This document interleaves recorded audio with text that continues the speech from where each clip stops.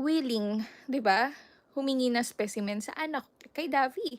At least nakita ko yung ano niya, 'di ba? Meron siyang anak talaga.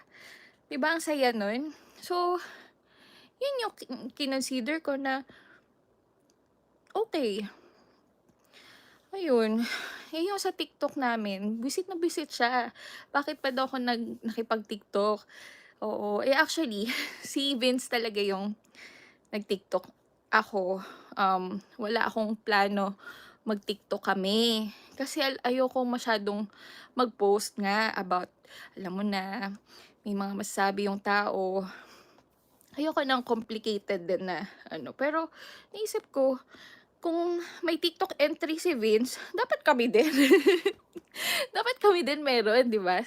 Ayun. So, kaya yun, siya muna tapos ako nag-isip ako, naghanap ako ng ano, ng magandang entry, si Mamu din. Ayun, malay mo mag-labor ako ngayon 'no. Samahan niyo ako sa pag-labor, yun pala yung live ngayon, hindi. Um, Hi Amor de Tara. Ayun, saan si Mamu? Naggi-gym. Hindi, mamaya-maya andito na siya, papauwi na siya. Naggi-gym, nagyo-yoga. Hindi, kasama. Ayun, ayun, yun lang naman, Diyos ko. Huwag niyong ikatakot na maghiwalay kami, ganyan, Diyos ko. Hindi mangyayari yun. Hindi mangyayari yun. Diyos ko, Maria. Ang ano ko nga ngayon, ang struggle ko nga ngayon, to tell you honestly, is, um, kung paano ba na hindi maka-offend kay Vince, sa family niya, sa side niya. Kasi, um, nakikita ko yung excitement eh. Pero alam mo yun, sinasabi ko sa kanya na, eto, family namin to. We are building a family. And sa simula pa lang, um, upfront ko na sinabi sa kanya, pinrangka ko na siya. Ayun.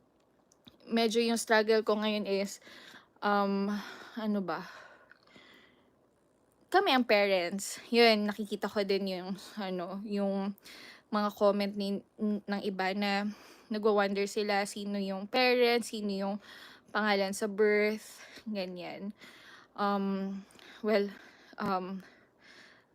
yun talaga yung sinabi ko kay Vince na kami ang parents.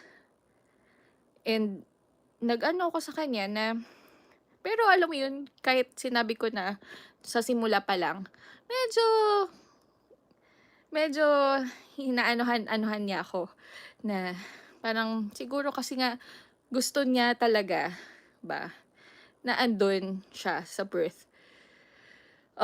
Medyo inaano-anuhan niya ako pero hindi. Paano ba, ano-ano, ang gulo ko. Ayoko naman maging unfair din kay Vince. Siguro kasi sinasabi niya talaga na gusto niya, willing siya. Pero every time na sinasabi niya sa'kin yun, sinasabi ko na, "Sir, sorry ha, alam mo na ang parents, kami yung parents." Oo. Tapos ayun, medyo dun ako nagsa-struggle kung paano ko siya i-ha-handle. Kaya wag niyo nang isipin kung ano na baka mamaya kami magkaano, Diyos ko, hindi, 'yun, yu bakit pa daw kasi pinablik. Um, Ako naman, paano ba? Bakit nga ba pinablik? Kilala niyo naman ako, Diyos ko, kahit nga hindi ako tinatanong sinasabi ko. Ay, parang for me kasi, mas lesser yung bigat kapag honest ka lang, oo. And I really thought na you would understand, 'di ba? Kasi ba't itatago? Wala naman akong tinatago. Mas mabuti yung open ka, honest ka. Ibig sabihin wala kang masamang intensyon. Yun, ano pa ba? Ano pang chika, guys? Thank you, Iceberg! Ria Castro.